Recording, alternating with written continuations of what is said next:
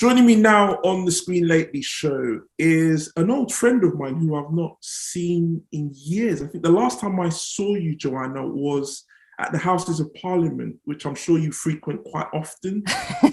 Simon Aubrey was there, Jasmine Wiley was there. I couldn't remember what the event was, but I'm sure it was important. How are you? I'm very good, thank you. And I always remember seeing you at your events. Oh, bless you. Your film events, I would come along and they'd be hosted at various places. I think one of which was at Channel 4, if I remember correctly. That's right. You've got a good memory. I've got so people just have to remind me of all these things. Yeah, you've done amazing stuff. Yeah, no, thank you. And congratulations on your MBE. Welcome to the club. Yeah, I know. Do you know what? Thank you. It's interesting that you said congratulations because I get quite a lot of stick for my MBE. Why is that? I think it's about...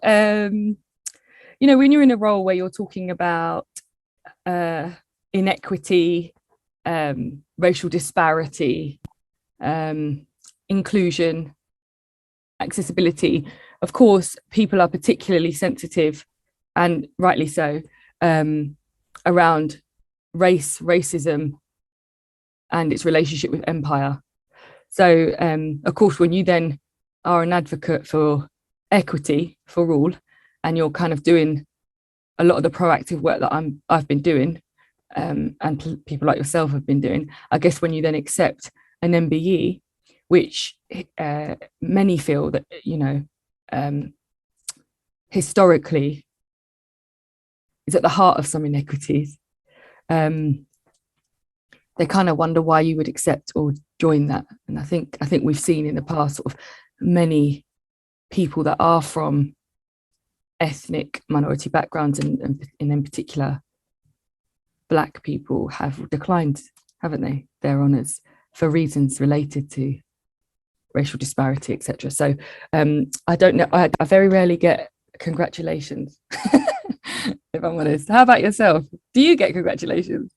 Yes, I do actually. And for me, just following on from what you're saying there, I had no hesitation in accepting the award, just because of the recognition of the work that you've put in, which, as you said, is the most important thing. The fact that the word empire has connotations. I remember I was having this conversation with someone whereby I wasn't there when all of this happened. So it's not fair in a way to kind of pass all those things on to the next generation, because I strongly believe that we are both, and other people that have received honours, we're here for a reason, and we're here to honour that reason and that calling. And if we so happen to get honoured, excellent. But the work still remains to be done, as is the testament with regards to your position now at the BBC. So I guess in many ways I had no hesitation in accepting the award, but I don't rest on my laurels. The worst thing in this industry is to be complacent, because definitely, like I said, there's so much more work to do. There's so much more hearts and minds to persuade and convince, to change and to win over. And I guess we're talking 2 years on since the death of George Floyd, which obviously had so many ramifications, not just for society, but for the film and television industry.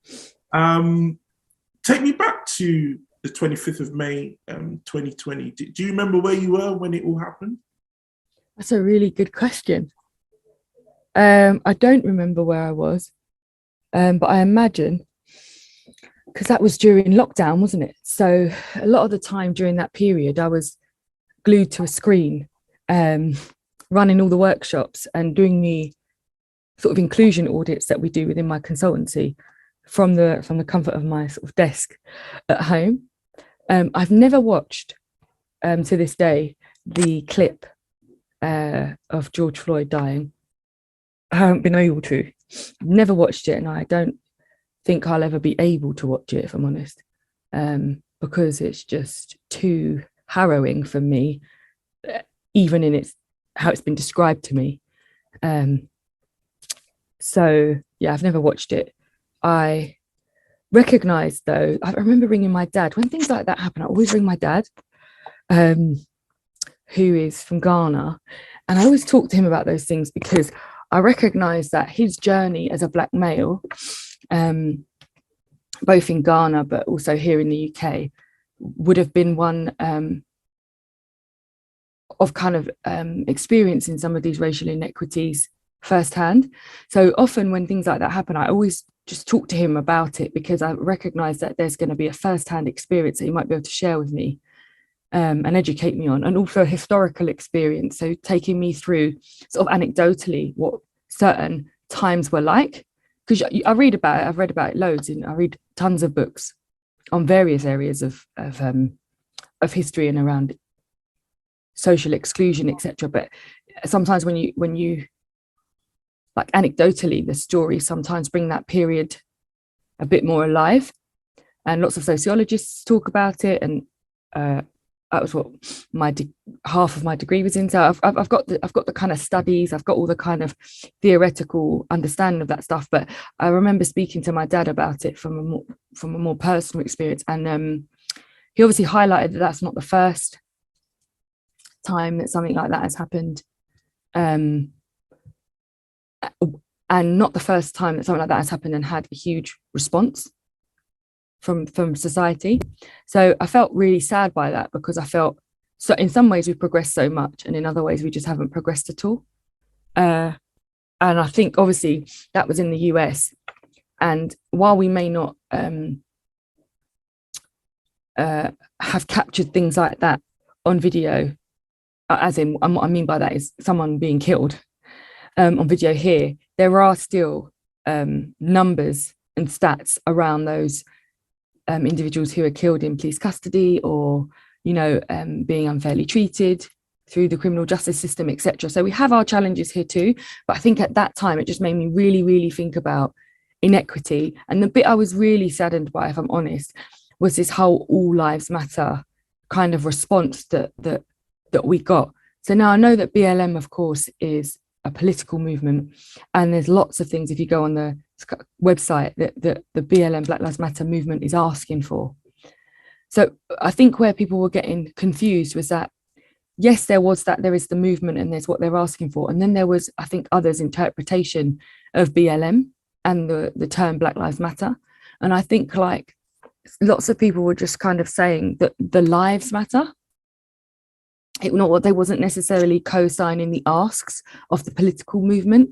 I don't even know if everyone was completely educated on those asks of the political movement. I think people just thought the concept of the fact that Black Lives Matter, and by meaning that is, you don't just get to put your knee on someone's neck, and with everyone saying stop, or feel no obligation to do so. You don't just get to do that. And I think that's what we were saying. You don't just get to treat these lives as less valuable. And what was so sad was this response. And as you can imagine, running a diversity and inclusion consultancy, organizations everywhere globally got in touch and wanted us to educate their businesses and workforce on racial inequity. And even saying things like white privilege, it became so triggering for white individuals. And I understood where that came from. That came from a misunderstanding and a miseducation on what white privilege actually referenced. Because essentially, you just got a load of, or a large number of, white people from working class backgrounds, or white people who had some challenges in their backgrounds or their existing experiences, saying, how so? How so do we have this privilege? And it's not about a white person who's disabled and their inequity. White privilege isn't referencing that. It's not referencing a white working class family. It's not actually talking about those particular other intersections of your identity, because those are class issues. Those are ableism issues, for example, or those are transphobic or homophobic issues. What we were talking about was the fact that you have a privilege with white skin that those with black skin don't often get. So they're not, so for example, you could be white, like my mum, and treated differently than those with black skin, irrespective of whether you were, like my mum, a white working class person, or a white person with a disability, or a white person who is lesbian, for example. And I think that's what was getting We weren't saying that there were no other challenges that white individuals experience or inequities that they are living through. We were saying that there is a privilege that comes with having white skin that those with black skin do not experience. And so that was all we were saying, that, you know, would George Floyd would George Floyd have been treated that way had his skin been white? And I think that was the bit that was getting missed. So the sad part in that was not only the horrific death of someone who didn't deserve to be killed. Nobody deserves to be killed. Whether, you know, there was debate around whether he was a criminal and things like that, but we don't kill people in this country for being criminals. They serve sentences in the criminal justice system and they have a fair trial, right? And that's what our whole system is based on. So this isn't about, like, you know, we don't get to be sort of judge and jury of people's moral code. This is about the fact that people, we don't have the right to kill people based on those things. Even when, you know, for example, someone has done something horrific, our criminal justice system doesn't kill them. It places them in prison. So I think there was all this like kind of discussion around it, and that wasn't what was being, I don't think that's what the large majority of people saying Black Lives Matter were arguing for. They weren't arguing for his moral code, you know, or the fact that there's no other inequity that other people are facing. I think they were just, hopefully I'm not speaking out of turn, but I think from those I know anyway, anecdotally, what we were referencing was the fact that there is a difference in treatment towards those with black skin. I don't know how you perceived it, but at that time I was sad that not only have we lost someone, but now we've got this really quite concerning debate, which saddened me because it made me feel we've come a long way in so many ways, and yet we haven't made progress in so many others. Yeah, I mean, without going into too much details, because I guess much of it has been well documented. So around the time of George Floyd, I had my altercations with BAFTA with regards to the whole Black Square phenomenon and all these performative acts that were being carried out by white organizations in relation to that. But that's for another day, because obviously for those that know about the story, it's still ongoing, as it were, with regards to me and BAFTA. But the one thing I wanted to ask you, just kind of what you were experiencing through your D&I consultancy, were there conversations had about Black privilege? Because it's all well and good talking about white privilege, but Black people have privileges as well. And I was just wondering whether that ever came up in conversation as kind of one way to counter how the media was covering the death of George Floyd. And as obviously a journalist, you would appreciate that as well. How do you mean? Just expand on that a little bit. So obviously everyone uses the term white privilege, but there's no reason why we can't use the word Black privilege. And it's just kind of a view of mine that I just maybe thought you might have thoughts on with regards to why don't we play up to our advantages to kind of get ahead, as it were, in the discussion and the discourse? It's a really interesting question, and I don't know if I've thought enough about that. So this is going to be a response off the cuff, if that makes sense. This is a in the moment response. I think many of us in privileged positions do use our privilege. If I've understood the question correctly. So for example, there are so many who are in privileged positions who do what they can to highlight and solve, or at least challenge, the inequities that other groups face. And as Black individuals, we are not just allies for Black causes. I know many who are allies for causes, you know, challenges against humanity. So who are not looking at life just through the lens of a Black person, but looking at it through the lens of humanity. So for example, I recognize racial disparity and inequity, but I also recognize that inequity among many other groups, right from age to faith, to those with criminal convictions, to those from various social backgrounds, to those with disabilities. I recognize it in many ways. And so I think when you can get into a room with sort of the powers that be, you know, whichever sort of space you're in, and you can be a voice for those who are not in the room, I think there are many that do that. And I think the thing I always find interesting, and I guess I'd like to challenge, is it not being self-serving. So there can be many that do get into those rooms and don't leave the door open, don't try to bring in others, don't try to empower others. And actually, when we talk about this privilege, I guess maybe some of the differences is, are we empowering and galvanizing enough influence among other minority groups so that their privilege is more recognizable? Because if you think about it, the rhetoric that the majority of those from underrepresented groups are in minorities, that rhetoric in itself is minimizing it, isn't it? Because you're saying they're a minority. Sure. In fact, the all-party parliamentary group that I'm co-secretariat of, we call our report the creative majority, because actually what we were saying was that we want to change this rhetoric. So even though geographically and demographically we could be the minority, and when I say we, I mean various underrepresented groups, I think that if we sometimes change the language around that, we may recognize that there is a privilege in our groupings, and if you like, and in our intersections. And so for me, we absolutely can and are using privilege. It's just about us recognizing that we have our sort of own value, our own powers. It's not about us in comparison to others. And I think maybe if we understand that there has to be some comparison, of course, but we don't let that define the actions that we take. Now, obviously, I'm speaking to you, and you're there at the BBC, yes. Newly installed as the interim head of creative diversity. Is that the correct title? Yeah. It is. Excellent. Now, in terms of succession, you follow the likes of June Sarpong, who is soon to depart her post as Director of Creative Diversity, and Miranda Wayland, who was Head of Creative Diversity and is now at Amazon.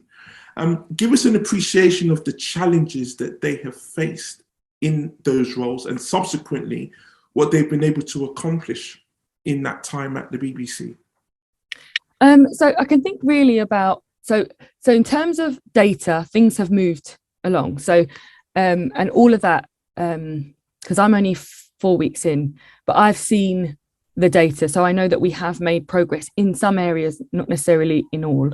And some of the areas in which we haven't made progress in all is an industry-wide challenge. So I can see that as happening across all broadcasters. And in particular, that's the focus on disability and disabled representation on and off screen. And so, and that's just one of the areas. But way back, so sort of 3 years ago, when Tunde Ogunbesan was in place as the Director of Diversity and Inclusion, whom I have a lot of respect and time for, because he didn't always get an easy ride publicly, but he focused on the delivery, and he had a really clear strategy and ensured that he worked to achieving that strategy. And so it's why we, not just him, I'm sure, but like him and the team and all the hardworking people here in the BBC did move us on, and the data shows that in a lot of the public reports that are out there around where we've got to. Why do you think Tunde's work wasn't appreciated, or the level of engagement? I think our industry's, this is just my perception, by the way, but I think our industry's a bit tough on people that come from other sectors. So Tunde was from oil. He was at Shell prior to his time at the BBC, and he's since gone on to Saudi Aramco. So but I think where it's a challenge is we are an industry, and you probably know this too, Emmanuel, where we're all a bit cliquey. Actually, let me take myself out of that, because I'm not, but there is an industry where it's quite cliquey. Do you agree with me that there's an element of that?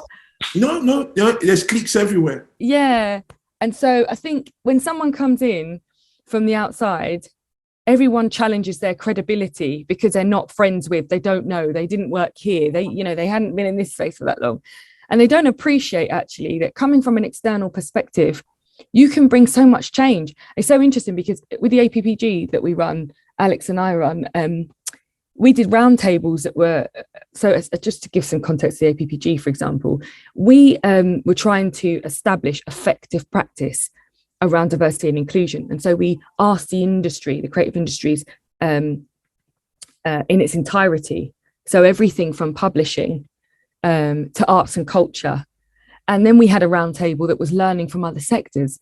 And that's where we had the likes of tech, construction, financial services, education, charity, who were all talking about the work that they do around diversity and inclusion and equity, and what's been effective in their sectors. And that was actually so beneficial to us understanding ways in which we could learn as a creative sector. So the point I'm making is that people kind of, if you're not in this kind of, if you weren't at Channel 4 or you weren't at Sky, you weren't at Netflix, you weren't at Amazon, how could you possibly know how to kind of run an audience focused organization like the BBC? But actually you bring so much other expertise into a role from from a different lens. And so you can accompany what we already have in the creative industries and all the experts that make up the wonderful world of the BBC with this other experience. And I think people just gave Tunde a bit too much of a hard time on his not being in that kind of clique, rather than focusing on the strengths that could come from that. And also, I just think, in my perspective, that from what I used to hear at events and things, it was more around, he's not from our sector, how could he know? And I didn't agree with that at all. I think he did a brilliant job. One of the things that was levelled against Tunde was the lack of engagement with Black organisations that were doing the work, not just in diversity and inclusion, but in representation. I mean, BUFF notwithstanding the British Urban Film Festival, there were other organisations, and I guess across the board, the impression that I got was that that level of engagement was not as authentic and as committed as it could have been for such a position. Because obviously the BBC is an organisation that we all pay for. Yeah. In many ways, they don't fully represent the views of its customers. So is that something that, well, I'm sure it is something that you're aware of, but what the BBC do about it is, I guess, and there's always been that fundamental question that's not been answered yet because of the criticism that the BBC continues to face. Yeah, it's interesting because I wasn't here in Tunde's tenure, so my opinions on it, I guess, are as an external and not as a BBC employee. I wasn't a BBC employee at that time, and even now, I'm not an BBC employee. I'm an external consultant that's in this space. So I think as well, something though that I would just say I couldn't personally comment on Tunde's engagement because I have no idea. But what I would say though is that Tunde's one person and has a huge team. So it may just not have been his, when you're at that director level, you're trying to strategically make sure everything happens. So I don't know whether it was him or whether it should have been those that were focused on particular areas like film or factual, or do you know what I mean, that maybe could have would have been engaging with these groups. So I don't know. I can't honestly comment on that. But what I would say now, though, is I think there is huge efforts from what I see 4 weeks in, remember, from content to engage with particular groups. I think sometimes those groups underestimate or assume that some content makers know who they are. So, for example, you may have spoken to one commissioner, but unless they've shared that with all the other, and we've got so many commissioners, and remember, we're across the UK. So unless you've shared that, your existence and with them, the other groups may not know of you. And I'm seeing that. And then there'll be somebody else in a different commissioning team and you mention them and they go, oh my God, excellent, introduce us. Do you see what I mean? So there's that, it's because the BBC is so massive, it's whether or not everyone is talking to each other.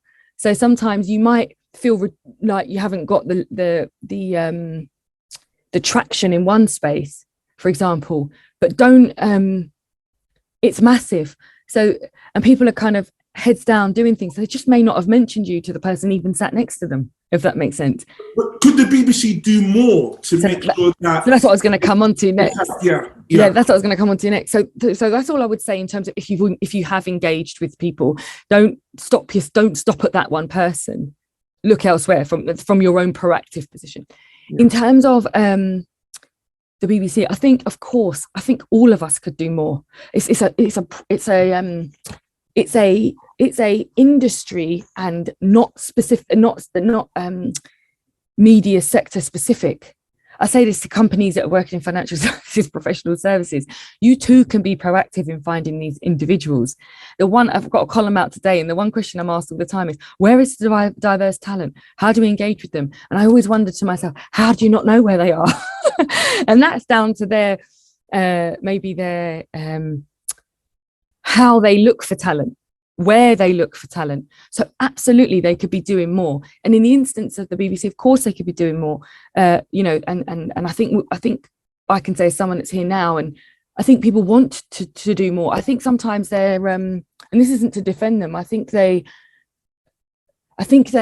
form relationships with particular groups, and then maybe they get such strong relationships with those groups that they and you know what it is, it's all about relationships, isn't it? So if you've built those strong relationships with those groups, and I don't just mean, I mean from all walks of life, I mean those that are ethnic minority, I mean those that are identify as LGBT. Do you see what I mean? I think they do have those relationships. It's just there are so many organisations that are led by so many diverse groups. It's just whether or not they've caught up with all of those groups. So that's why I think it's a two-way relationship. It's the efforts of any organisation, including the BBC, to keep engaging with, keep looking for, keep finding, keep building. And it's also the job of those in those spaces to keep saying, we're here, this is who we are, this is what we do. And sometimes it's about, if you want to be found, be easily findable. And it's about them saying, if you want to find people, keep looking, keep engaging, change where you're looking, diversify who you're engaging with, ask around. And I do think that we have a more, because I don't know if you know that there's since June's come in relation to your question about June launched with Charlotte Moore 100 million 100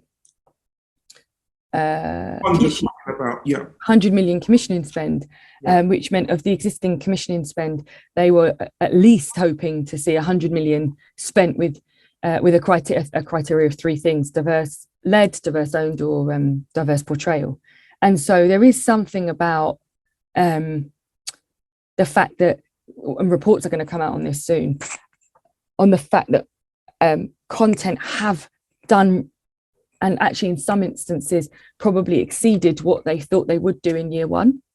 And that is through engaging with groups. So, but that doesn't mean they've engaged with everybody. Do you see what I mean? It just means that they've engaged with a variety, and it was around socioeconomic diversity, disability, and ethnic minority. So there were three groups. So my sort of advice would be, which of course what we're doing internally is, who's out there, make sure you're engaging across all of content. Content's massive. Remember, it's radio, it's sounds, it's TV, it's regions, it's nations, it's massive.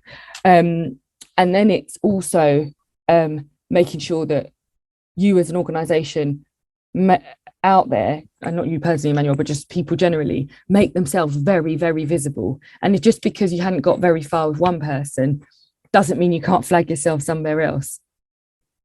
Does that make sense? Yeah, and just to be clear on the 100 million, was that 100 million of new money, or was that? No.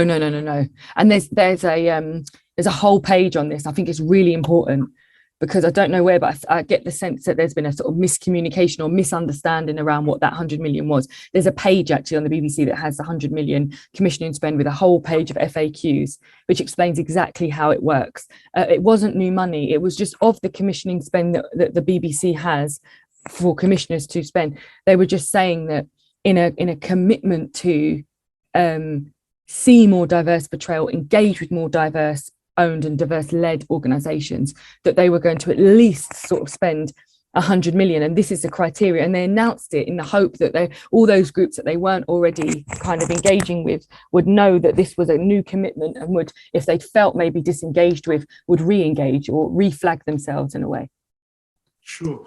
Now, to give BBC their credit, one of the things where diversity is truly in action is in radio that you kind of mentioned there.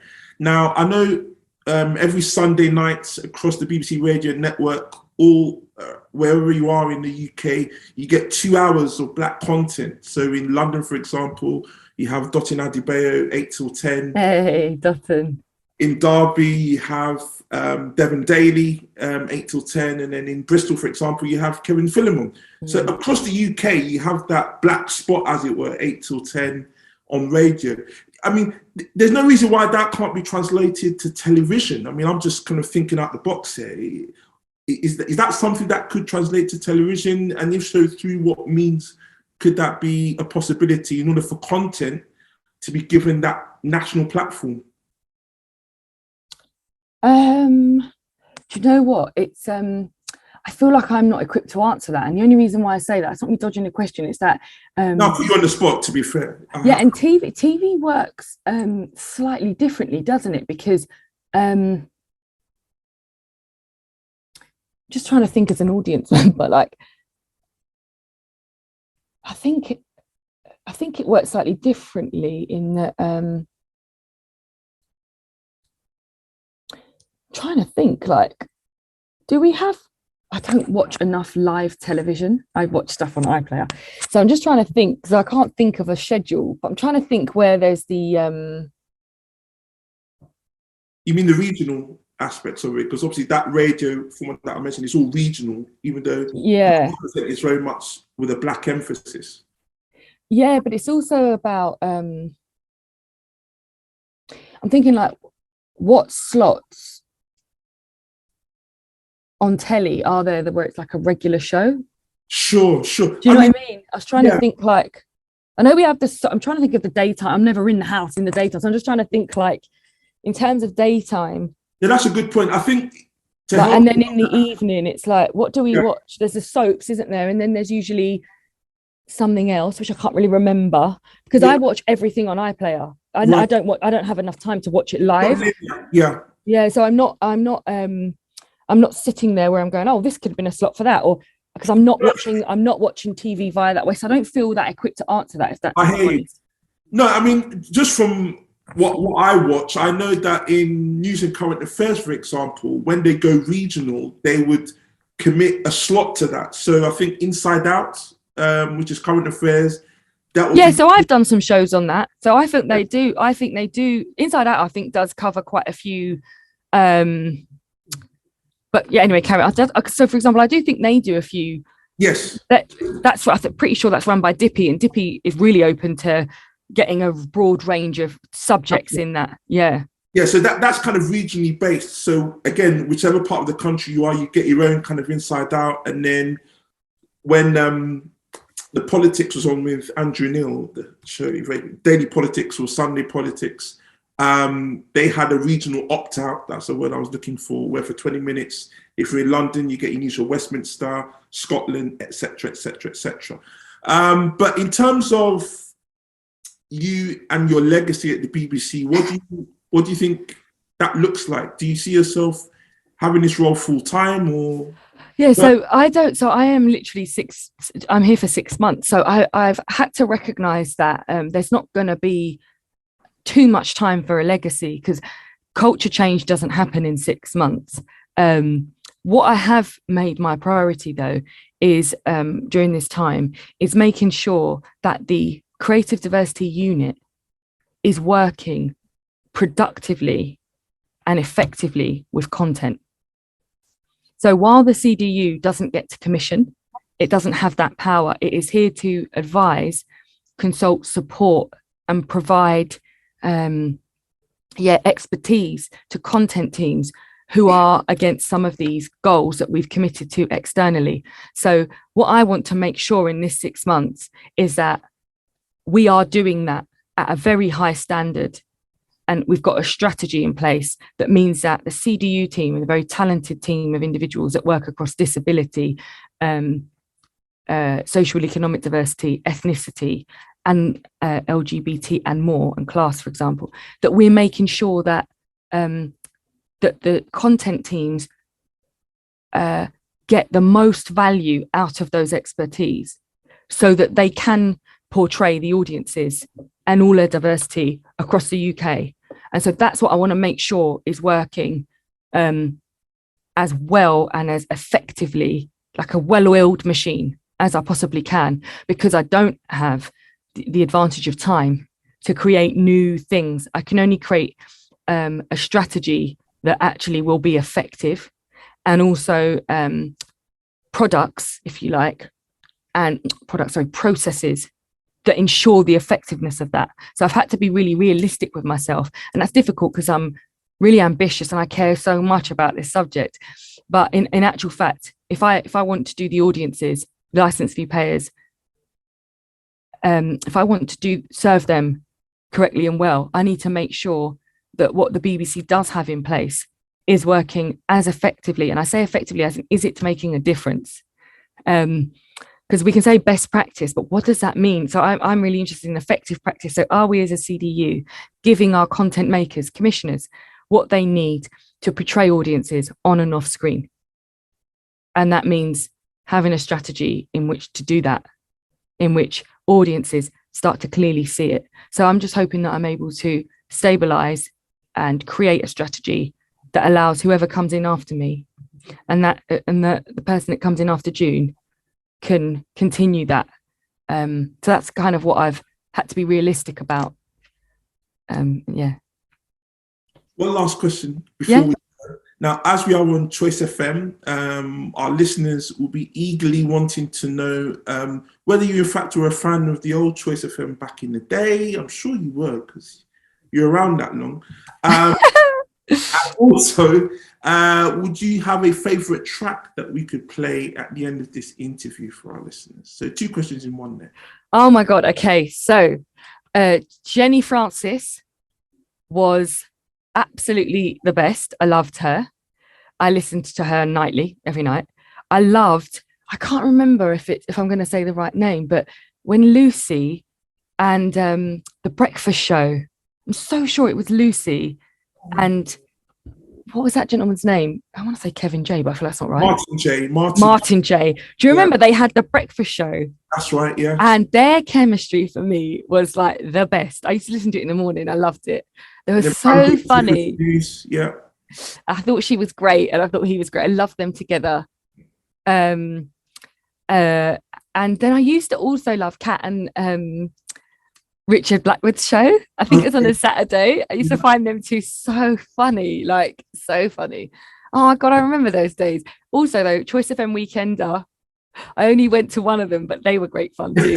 I was like 16 and I went on a coach and we went down to, I don't know if it was Great Yarmouth or somewhere, and it was yeah, it was really good fun. And the song that I used to love that Jenny Francis used to play, oh my God, there were so many songs. There was Kiss You, I can't remember who that was by. Oh, the names escape me, but she used to play that often. She used to play lots of Joe Thomas, which I absolutely loved. I knew all the words. But one of the songs that I loved that she used to play a lot, which you could play, is by 112. And it was called Right Here For You. Okay. I think it was Right Here. I think it was called Right Here. That song you could play. It would really take me back to that time. On that note, Joanna Abeyie, MBE, Interim Head of Creative Diversity at the BBC. Thank you very much for your time. I know you're a very busy person, and I appreciate you spending your time with us today on the Screenlately show. Good to see you. Thank you. Lovely to see you too. Love to your wife. And thank you so much for including me. And I look forward to hearing the show again. And I'll be tuning in for the rest. See you all the other guests. I'll hold you to that. Yes, of course. I'll see you later, Manuel. Take care. Bye-bye. Bye. Bye.